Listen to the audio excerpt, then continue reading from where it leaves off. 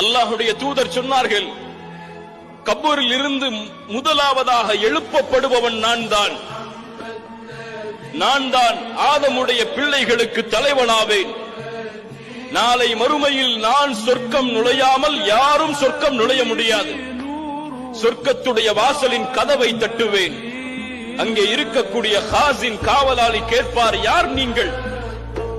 அப்போது நான் சொல்லுவேன், அன ரசூலுல்லாஹ், இல்லை நான் அல்லாஹ்வுடைய ஹபீப், இல்லை. அந்த காவலாளி இடத்திலே இந்த தூதர் என்ன பணிவோடு பேசுவார் தெரியுமா? அன முஹம்மத், நான் முஹம்மத் ஸல்லல்லாஹு அலைஹி வஸல்லம். பாசத்தோடு சொல்லுங்கள். அந்த காவலாளி சொல்லுவார், உங்களுக்காகத்தான் இந்த கதவை திறக்க வேண்டும் என்று அல்லாஹ் எனக்கு கட்டளையிட்டிருக்கிறான், கொஞ்சம் நில்லுங்கள்.